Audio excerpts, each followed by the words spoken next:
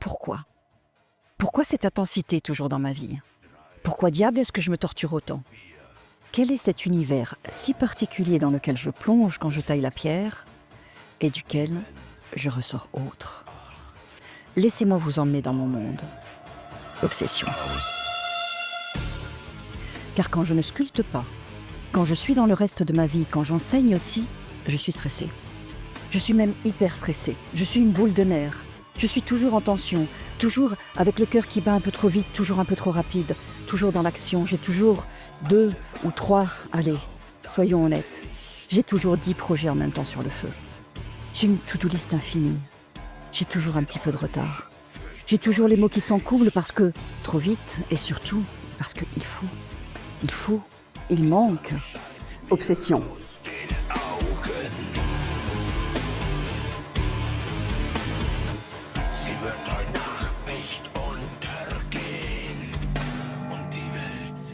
Obsession. Mais quand je taille la pierre, tout d'un coup, plus rien n'existe.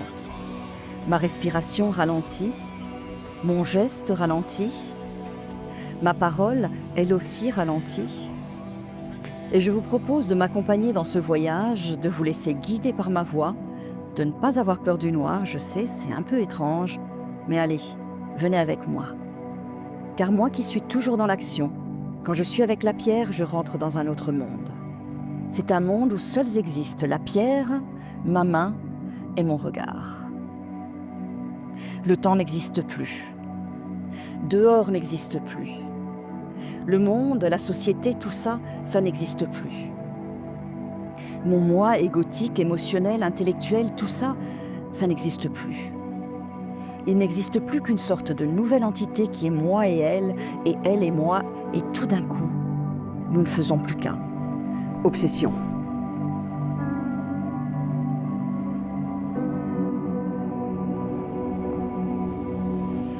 L'obsession. Je suis une funambule. Je suis toujours dans un équilibre très instable entre 2 précipices. Mon œuvre en tant qu'artiste, mais je dirais presque mon œuvre de vie, est d'arriver à trouver l'équilibre. L'équilibre entre les choses trop compliquées que la vie nous apporte et les choses tellement belles qu'elles en paraissent impossibles. Et dans mon œuvre, je traduis cela par le choix de mes pierres. Toutes mes pierres ont une histoire. Toutes mes pierres ont un passé. Il est indépendant de moi. Il est inconnu de moi. Je vais les chercher dans leur premier univers, dans des cimetières souvent, ou au fond de carrière, là où on met les pierres de rebut, celles qui seront un jour réduites en poussière. Je les rencontre, elles sont grises, mousseuses, elles sont tristes souvent. Et de tout cela, mon objectif, je dirais même ma quête, est d'arriver à révéler cette beauté infinie qui était au fond d'elle, cette beauté que personne n'avait vue, qu'elle-même ne se connaissait pas, et d'arriver à faire que cette beauté ignorée, tout d'un coup, prenne corps. Obsession.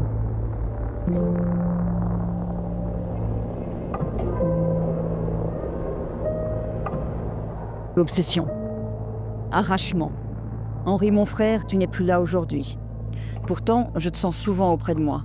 Souvent même, c'est bizarre, je te sens plus proche aujourd'hui que tu n'es pas là, que d'autres fois où tu étais là. Mais comme de chaque chose terrible de ma vie, je veux faire quelque chose de beau, quelque chose qui ait du sens.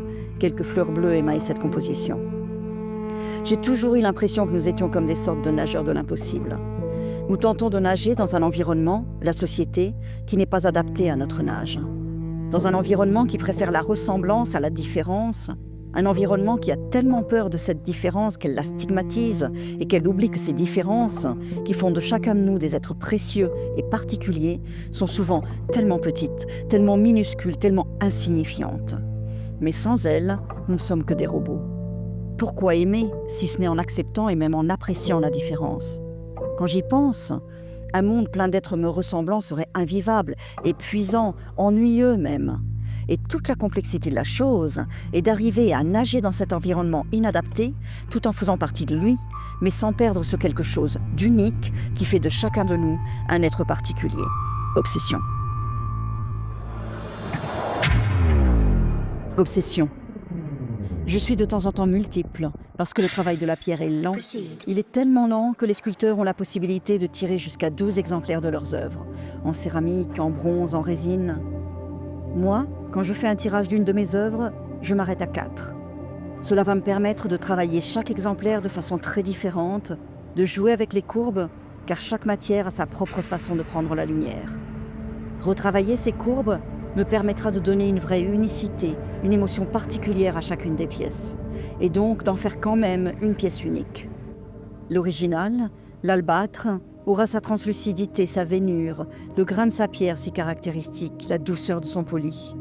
Le bronze aura ce côté métal, ce côté tranchant, cette dureté, ces reflets, cette prise de lumière si particulière.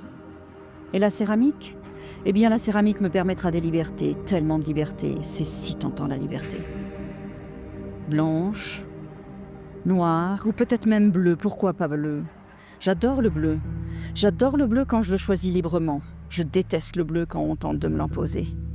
Et le bleu, allié au noir, c'est si beau. Obsession.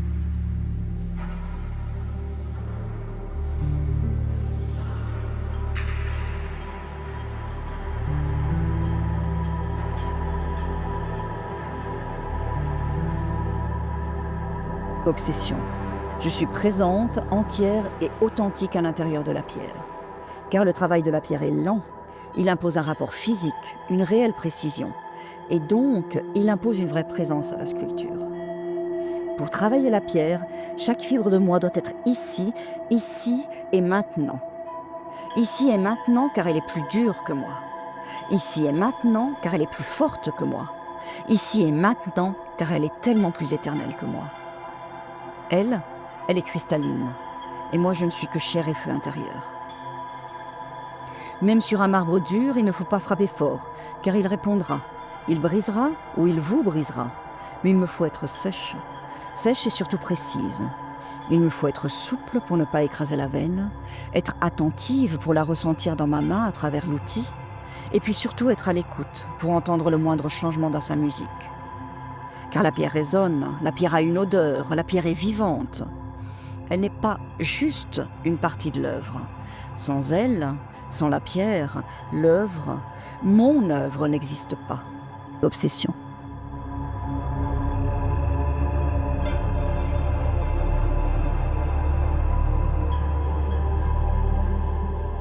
Obsession. Et puis, à chaque sculpture, je suis entière et pourtant je suis autre. Car avec chacune, je partirai dans une quête différente. Caminante no hay camino. El camino se hace al andar. J'aime beaucoup ces vers de Machado. Ils disent « Toi qui marches, le chemin n'existe pas. Le chemin, c'est toi qui le traces en marchant. » Car pour moi, la sculpture, ce n'est pas le but en lui-même. La sculpture, c'est pour moi un outil d'appréhension du monde. À travers chaque œuvre, je travaille sur quelque chose que je ne comprends pas bien. Ambivalence des relations entre deux êtres, va-et-vient entre émotions, force de l'un contre force de l'autre, alternance d'énergie. Penser au moment où le féminin domine, dressé dans une émotion d'ouverture pleine d'énergie, cœur ouvert se laissant deviner à travers la veine, et aux autres moments où le masculin l'emportera, dans une émotion peut-être plus tournée vers l'intérieur. Et puis, n'oublions pas que je suis moi, et que sans un challenge, je ne serai pas moi. Alors pourquoi pas une sculpture mobile ? Obsession.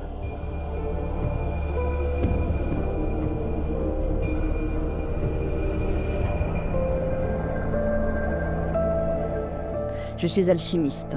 Ô toi, ma belle endormie, je cours les cimetières qui doivent être assainis pour trouver la pierre. Choisir une pierre, c'est comme tomber amoureux. Ça s'explique de façon très rationnelle, les bonnes dimensions, le bon type de pierre en bon état. Et puis, ça ne s'explique absolument pas. C'est une rencontre. Et comme toute rencontre, il y aura des moments d'incompréhension. Des moments de doute, de folie, et puis des moments magiques quand tout s'allie. Et pour ça, il faut être disposé à voir au-delà. Au-delà des apparences de cette pierre qui a déjà subi tant de temps, tant de gel, tant de coups. Au-delà de la technique aussi, car il faut assumer qu'elle sera comme moi, pleine de fragilité et pleine de dureté aussi. Mais l'alchimiste, n'est-il pas celui ou celle qui voit au-delà, qui arrive à reconnaître la beauté là où les autres ne la voient pas? Et puis surtout celle qui saura la révéler, cette beauté. Est-ce que ce n'est pas ça, transformer le plomb en or? Et toi, ma belle endormie, tu m'as demandé de longs mois de travail, de longs mois à m'abîmer les mains, pour allier ta Vénure à ma vision. Et aujourd'hui, tu es là, complète pour la première fois, visible à l'autre pour la première fois. Obsession.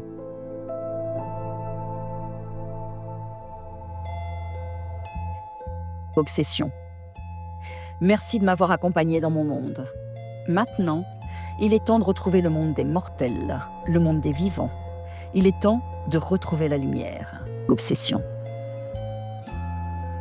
Merci beaucoup à vous, parce que vous ne savez pas combien ça me fait chaud au cœur d'avoir pu vous emmener dans ce quelque chose que je ne partage tellement peu souvent, avec tellement peu de gens, et puis c'est bon de le partager.